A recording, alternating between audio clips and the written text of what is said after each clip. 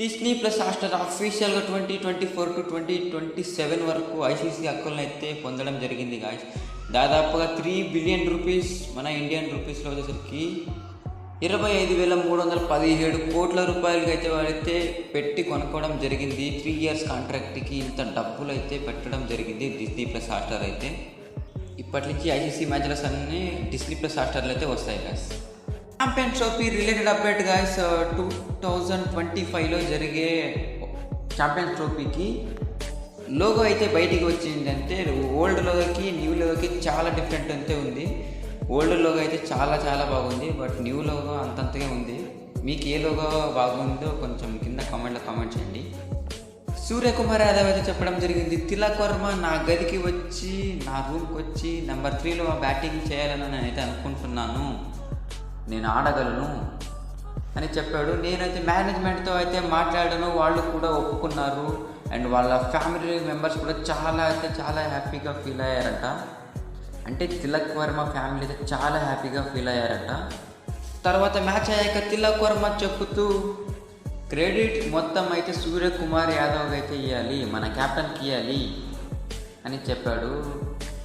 ఇలాంటి క్యాప్టెన్ వల్లే నేనైతే సెంచరీ చేయడం జరిగింది అని చెప్పడం జరిగింది గాయస్. మీ ఒపీనియన్ ఏంది? అంటే సూర్యకుమార్ చేసింది కరెక్టే లేండి, అందరికీ తెలుసు. మీ ఒపీనియన్ ఏంది కింద కామెంట్లో కామెంట్ చేయండి ఈ విషయంపై. రాహుల్ ద్రావిడ్ గారు మాట్లాడుతూ ఫైనల్లో సౌత్ ఆఫ్రికాపై 30 బాల్స్లో 30 రన్స్ మనమైతే డిఫెండ్ చేసుకోవడం జరిగింది కదా, అప్పుడు ఇండియా గెలవదని అందరూ అయితే అనుకున్నారు. అండ్ అది చాలా కష్టమైన విషయం. అండ్ ఇండియా టీం మాత్రం దాన్ని అయితే పట్టు వదలలేదు.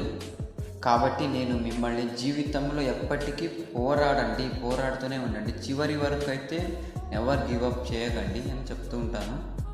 ఆ టోర్నీలో గెలిచిన తర్వాత చాలా హ్యాపీగా ఉన్నాము అని చెప్పడం జరిగింది రాహుల్ ద్రావిడ్ గారు అయితే. నిజంగా 30 బాల్స్లో 30 రన్స్ ఉన్నప్పుడు ఎవ్వరు అయితే అనుకుని ఉండరు గాయస్.